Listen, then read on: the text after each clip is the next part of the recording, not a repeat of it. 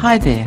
Thanks so much for joining me today for the latest episode of Impact Real Estate Investing. My guest today is Adam Sgrenci, the founder of the Center for Infrastructure and Society. As a startup, the Center's work has evolved over the last year into an organization focused primarily on human capital. While affordable housing is still at the top of the list, instead of just helping to build more affordable housing, Adam leads conversations on how to build human capital. Conversations that encourage communities to plan their own destinies through co-design, co-creation, co-production, and co-ownership.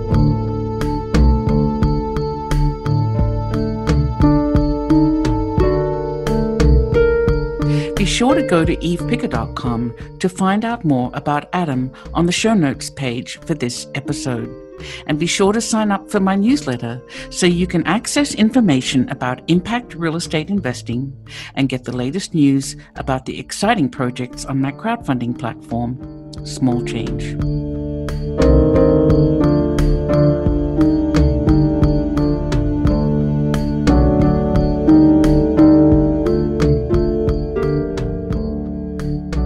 Hello, Adam. Thanks so much for joining me today. Thanks, Eve. It's a pleasure to be here with you. Oh, good. So I was snooping around on your website. I saw the following statement. We design and launch large-scale housing projects that address the global housing shortage. And that's the mission statement on the homepage of your organization, Center for Infrastructure and Society. And I was wondering if you could just tell us a little about that mission statement. I'd love to. And of course, it's going to come with a caveat because in the world that we live in today, things move fast and things continue to evolve. And so for us, I might even add an updated version of that, which is still similar, though what we're sort of kind of rebranding ourselves right now and saying that we're essentially regenerative design and development organization, which means something similar. We accelerate, the positive impact on local economy, local society, and local environment through regenerative housing projects. Okay, so slightly different, pretty much the same idea though, still housing, right? Right, absolutely. It's housing, and just to be clear, housing is a part of a large ecosystem of infrastructure. That's where that broader approach is starting to take shape. But as we talk today, I'll be glad to share how we learned and how we've grown. So tell me a little bit about the Center for Infrastructure and Society. I think it's a pretty new organization by the sound of it. Absolutely, yeah. No, the sound is resonating well because as we continue to grow, we start to learn more about all the opportunity that's out there in the housing space.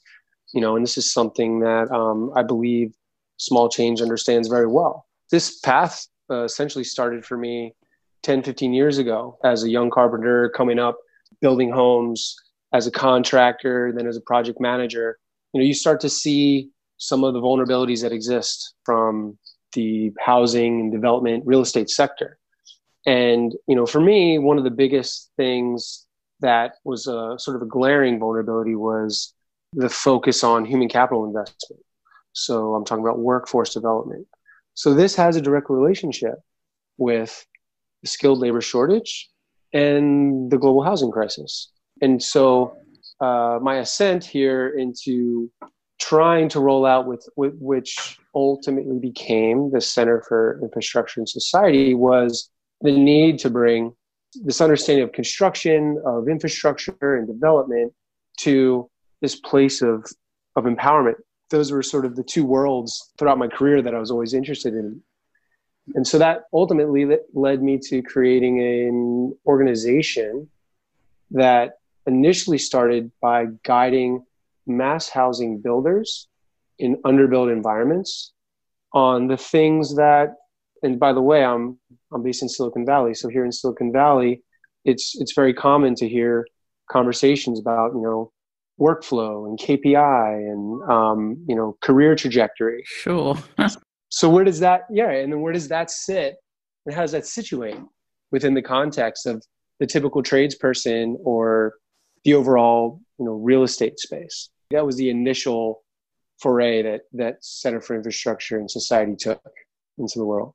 Maybe you can explain a project that you're currently working on? Sure, love to. For example, back in October, I took a series of trips. I was in Nigeria and I was in India, and all I was really doing was taking that consultancy approach to working with builders to kind of help analyze training and the workforce and how all of these things can sort of be brought in-house. We've seen the rise of the ConTech and the prop tech companies over the last, say, 5 or 6 years, especially in the real estate space. And so what they were sharing with the world was, look, we can vertically integrate all of this, design, engineering, but everything down to manufacturing of the product. So my kind of approach was to work with some people that I knew that were already working in mass housing in some of these places and start to inquire about, what it is that they're looking for and where are the vulnerabilities that they've identified to their own growth and to solving their own, local housing crisis. And so what that evolved into was digging into KPIs and workflow and how you might be able to bring manufacturing in-house to vertically integrate, similar to some of the larger companies in the world. We actually started to take a step back and look at like what we call in regeneration, the whole ecosystem. So right now in Nigeria, for example, we're working with a mass housing builder to help them who already has some of these technologies in-house, so they're not stick building or they're not, building with block. They're actually already using panel systems, which is great. So they're manufacturing that. So they've reduced some aspects of that supply chain. Though we are recognizing that one of the things that development tends to ignore, at least conventional development, and I know on many of your projects, you guys do this as well, and it's the partnerships with local community. It's co-designing with people who are actually going to live in these places so that when the project is over, at least when it's installed, now there's a foundation for perhaps social enterprise for those folks that are living in the new community. There's, maintenance programs to keep these projects standing strong and looking great. So that's one project that we're doing. In Nigeria, it's advising a mass housing builder to... The co-designing thing, I was at a co-creation conference last week and I have to admit, I found it pretty overwhelming because, there's a lot of people involved who had everything from absolutely no skill, no understanding of the real estate space to people who've had quite a lot of experience. That's really difficult community engagement to do. Absolutely. So when you're in a place like Nigeria with a company that maybe wants to introduce co-designing is what I thought I heard you say. Right.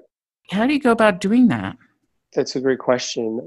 Ultimately, for us, it comes down to having a model and a framework for the discussion, because that helps guide everyone into at least a direction.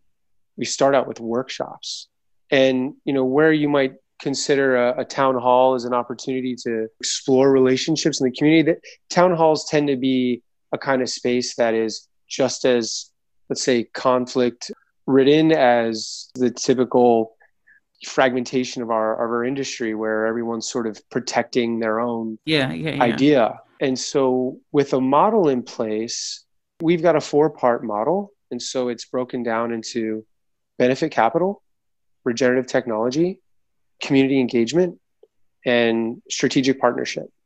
And so we sort of give some context and background, and we kind of set the stage for the conversation.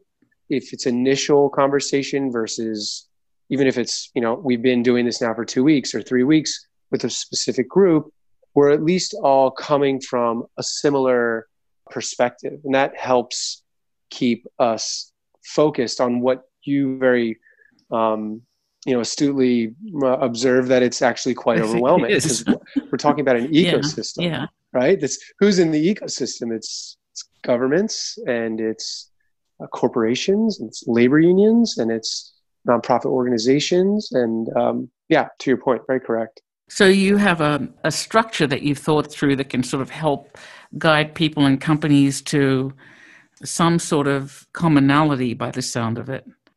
Absolutely. That has helped us at least get us to a point where we're all able to, align on next steps. Right. Interesting. That's a pretty difficult job you're tackling there. Yeah, hence the sort of rethinking of how we work.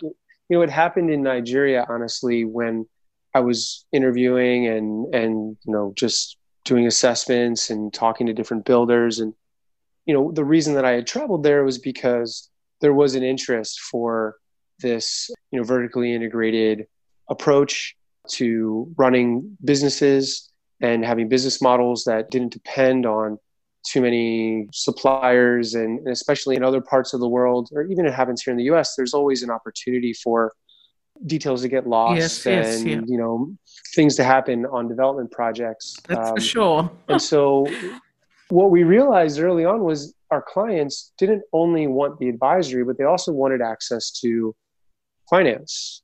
They wanted to be able to grow. They wanted access to, stronger relationships. And so that also helped influence us on how we present a model. My partner, Peter Coughlin, has been working in the world of regeneration prior to working with me, and infrastructure specifically. He had started to develop a similar model in, regenerating oceans and regenerating the coral reef and soils. And that he found was, while very interesting and obviously much needed, it was hard for investors to get behind that and understand where the return on investment was coming or how it was coming. So we partnered up when he noticed how focused on infrastructure I was, and recognizing that infrastructure is actually quite bankable. Why is it that we have such a mature real estate development system anywhere in the world? You can go, and this is something that probably much better than I. It's because infrastructure is easy to see a return on. It's what's the next step after that, right? How do we care for these properties that are built, and how do we care for the lives of the people that are living within them? Yeah, and how do you make sure the infrastructure that's built is appropriate for them as well, right? Absolutely. Yeah. Interesting. So you're a startup and you're evolving quickly by the sounds of it, which is great. Startups need to be flexible or they're doomed, I think. Mm-hmm. Yeah. I mean, if you were to talk about your big, hairy, audacious goals for the next 5 years, what would they be? That's exciting. Yeah. To go from working from the workforce development advocate role to now where we want to be our own fund has actually happened very quickly. But that's ultimately where we're going, because we recognize that, and I think a lot of other organizations that are in the regeneration space and in the social impact space recognize how important it is to be able to fund the projects and the partners that you're starting to work with. And so until we get there, we are advisors and we're connecting great projects to great investors. But in order to do that, and because it's the world of regeneration, and those are the funds that we're targeting, so social impacting, yes, regenerative impact funding, there's not a lot of projects that are at least considered regenerative. And so there are a handful of organizations that are trying to help these projects become regenerative. And I say that from a collaborative perspective, right? So I recognize that there is a competitive way of looking at this and a collaborative way. And honestly, we're talking about things like skilled labor shortage or the housing crisis. Rather than be competitive, we'd much rather be collaborative. And so, yes, we spoke to a fantastic organization called Metabolic, based out of the Netherlands, just earlier this week. And they're much further along than we are, at least from the regenerative acceleration perspective. And it was just great. Yeah, go ahead. Explain to me what regenerative means here, the way you're using it. I've been using it And I've been writing some articles about it and trying to campaign these ideas, at least in a way that my clients, which were all like builders, so it would resonate with them. And so I was using the term as regenerative housing. So a regenerative housing project is a housing project that produces positive impact on local economy, environment, and society. So what does that mean? So that means that, let's say we build a development and there are 60 homes in it. Maybe they're multi-use, maybe they're multifamily, but it's a housing project. And so one of the ways that we can have positive impact on the environment, and many of your listeners are probably very familiar with sustainable building practices. So essentially using materials that don't hurt the earth any more than it already has, right? So using lighting that doesn't use as much electricity, or using insulation that doesn't overuse energy as well. There are great technologies that can be used that actually rebuild. So for example, there's concrete that can be used that actually sequesters carbon from the air, right? You can have a microgrid in a development that produces enough energy for the whole development. These are just examples, but that would be positive impact on the environment. In the same way, you can have positive impact on society.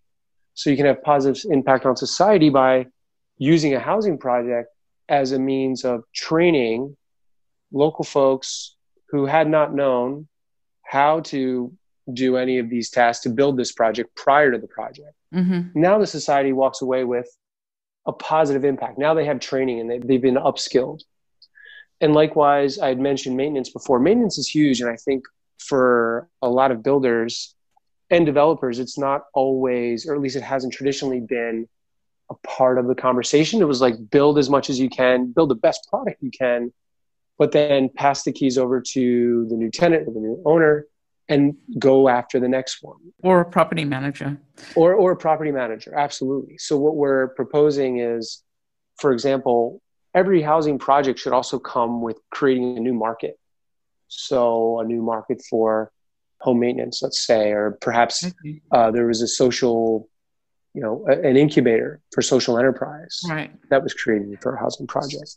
Yeah. We can think of buildings and real estate as things that can just spawn all sorts of other good things if we just are thoughtful about it, right? Absolutely. Yeah, that's the idea. I think I heard you say you want to build your own fund as well. Is that right? Yeah. And I am not a finance person. I'm not an investor. And so for me to say something like that is pretty ambitious. Fortunately, I'm surrounding myself with some smart folks who understand that world. But yes. I very much come from the operations side of things and the strategy side for builders. Like I said, when I first met our current client who's based in Nigeria now, they said, Adam, one of the biggest things we need is access to money. And that was like, yeah, no, that makes sense. And so who knows where that'll take us? Well, it took me to small change because I was pretty much the same boat. Maybe it's not about access to money. It's about access to the right money, or money that understands these projects. Oh, yes. Very good point. That's a little bit harder, right? Absolutely. Like I had mentioned, I'm in the Silicon Valley, and here the VC culture is pretty strong.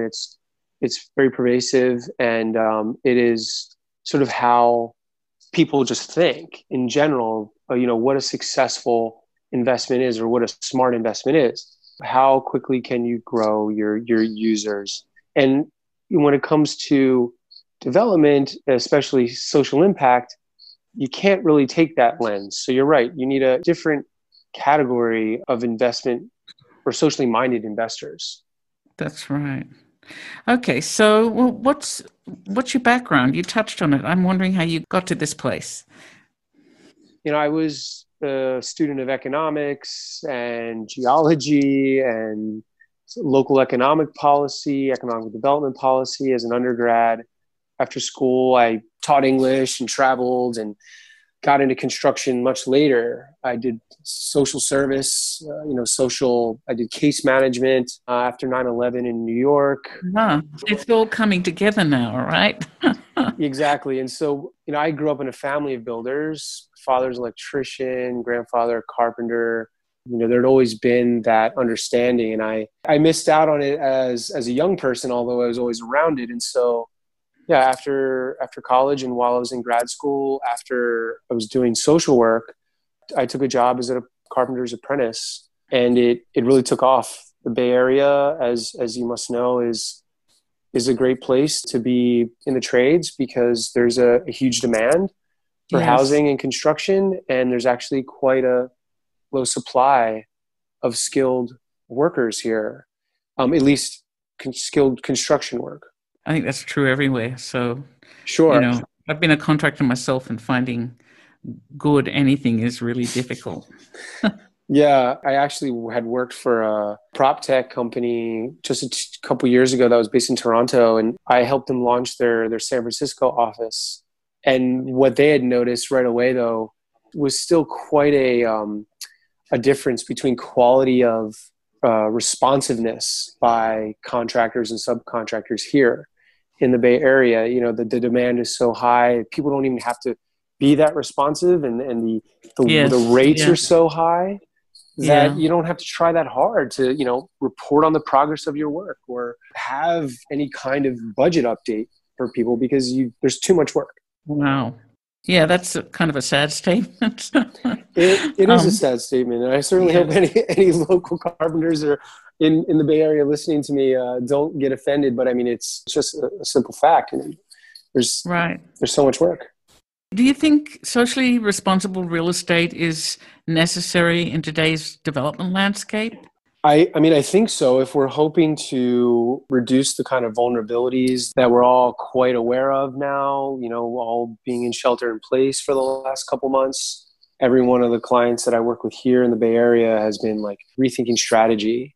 So one of the assumptions or one of the conclusions that people are coming to is that the general like extractive approach of just producing as many products as possible and getting as much volume of work done as possible is not, because once things shut down or, once there's another market shock, if your only tool is volume, well, then you're a little bit vulnerable. But if you are building relationships and are able to leverage those relationships to pivot easier, you're likely going to be in a just more resilient place. And that's where the social impact Right. piece really needs to be a part of people's business models. Yeah, I do agree. So then, are there any current trends in housing development that interest you the most, or you think might have the most legs for rapidly filling the current affordable housing need? Well, there's two, I would say. I love seeing the new technologies and the companies that are bringing a vertically integrated solution to the market. It makes them more agile, and they're certainly able to bring a sense of client experience to the whole pipeline and the whole process. Mm-hmm. The other piece, though, is what I mentioned earlier about the need for projects to never really end. And so you had mentioned property management, and the more and more we see builders working with or developing their own in-house property management or even their own in-house development arms, that life cycle really shouldn't be ending when the project is done. And we're starting to see that happening. There's a great company out of San Mateo called Vive, VEEV, and they're their own investor, they're their own builder, and they're their own client. So they'll never not own these homes, or if they do, if maybe it's a co-ownership approach, they're always going to be caring for these places. Yeah. And so there's new models to ownership that are also happening. There's a great organization called EB-PREC, East Bay Permanent Residence or Real Estate Collective, I think they're called. And they're trying to force the conversation about what home ownership means, and is it possible to have land without landlords? And so these are signals, I think, that the trends towards long-term ownership of a project by, let's say, a builder or a developer, and real ownership by people as opposed to just affordable housing that is ultimately just cheaper housing, is certainly a healthier way. And in the conversation around resiliency, that's those make me feel pretty positive. Yeah, I think I'm hearing a theme here. Everything co. So co-designing, co-creation, co-ownership. Yeah, that's definitely a pretty strong trend at the moment. And then, like, we touched on investment, and I'm just wondering if you've had thoughts about how we might incentivize investors to invest first and foremost in impactful projects and housing. So I think that if we're talking about encouraging traditional investors, conventional investors to consider social impact investment in housing, is that kind of where you're going with the comment? There's a difference between an investor just wanting a return, an investor who cares about the triple bottom line and impact and that their dollars are making a difference. I think the first group is still much larger than the second group, right? And for you, Absolutely. your fund to be successful, you need to find investors who care as much as you do. So there are probably two ways that those kinds of investors might be motivated and encouraged. One is, unfortunately, scenarios like a current pandemic and other market shocks. But even prior to that, I've heard of investors who just say, oh, you know what, we were going to invest this project when we thought the market was telling us this, but now the market is telling us something else. So we're actually not going to fund your company anymore. We're not going to fund this initiative, which we had been guiding you on for so many years. And that's traditional economics. And I think the more and more they recognize that market shocks continue to present themselves, they should probably realize that these external forces are sending a message that maybe the quick return is not wise, and it's more about the long return. And so that's one. There's the external influence of market shock. And I think the other is campaigning and education and conversation. And I used the co word there. So I think you'll probably recognize again with my trend here, but a couple more co's, right? It honestly though, it forces us to recognize that there is an ecosystem where a lot of interdependencies exist, everything from air to water to power to shelter to education and health and well-being, and how all of these depend on each other actually presents, I would think, great opportunities for investors, because you no longer have to rely on the network effects of one product. Rather, you can rely on the natural interdependent effects of the larger ecosystem. But again, that comes through co-design and collaboration. Yeah, that's How right. How do you get an investor to be open to that? It will probably take some time. Yes, yeah. So I'm going to go back to the beginning where we were talking about housing and just ask you a couple of wrap-up questions. And one is, the big one, where do you think, I think I know the answer, but where do you think the future of affordable housing really lies? I mean, we have a huge problem to solve, and it just got a lot bigger unexpectedly. Yeah, I know. And I'm glad you mentioned that, because I've also seen people, online kind of touting that, the pandemic, hasn't affected housing, and that, we're the strongest, most resilient industry. And so I'm glad that you brought that up. I think if we talk about affordable housing, what we often see, in Oakland is an example, but I'm sure there are plenty of other examples out your way and in other parts of the country that you're aware of. While yes, affordable housing is important, the way in which affordable housing is happening in the mainstream tends to still be quite extractive. And so that approach is, okay, I'm going to put out an RFP, and I'm going to, maybe as a city government, and I'm going to receive a bunch of proposals.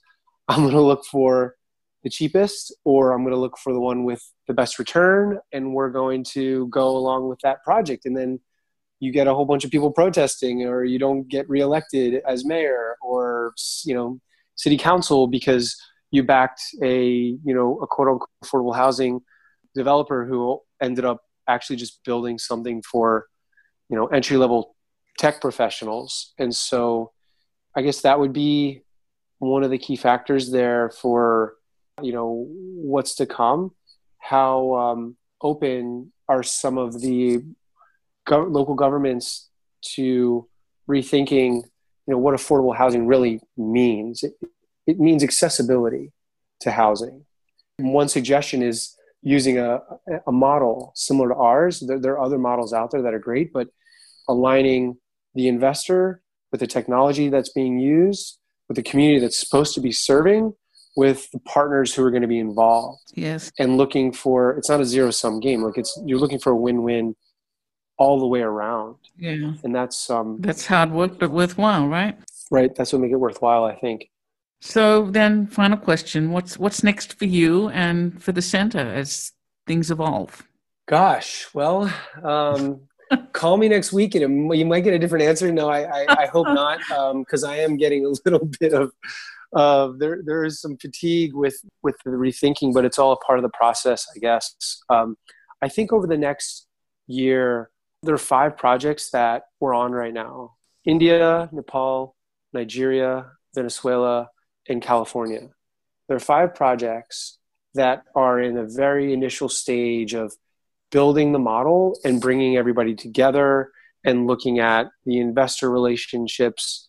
And so within the next year, we would love to be actually moving forward with, the introduction of the social enterprises, the locally informed and locally co-produced campaigning of education around the regenerative projects in these places.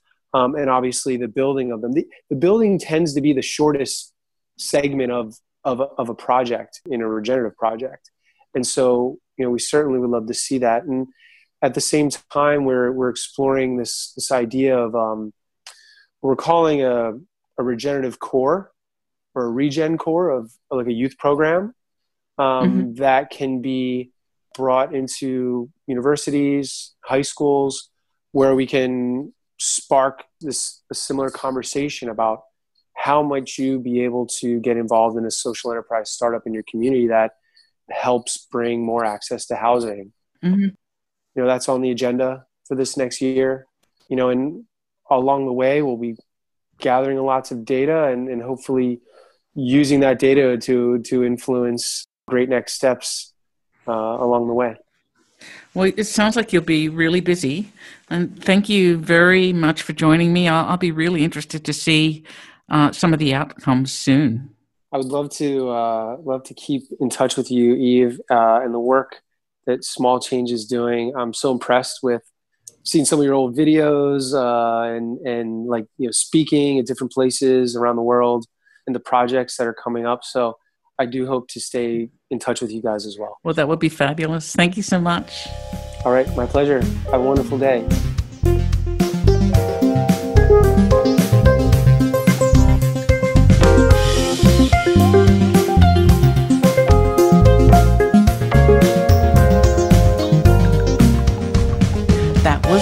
Sgrenci.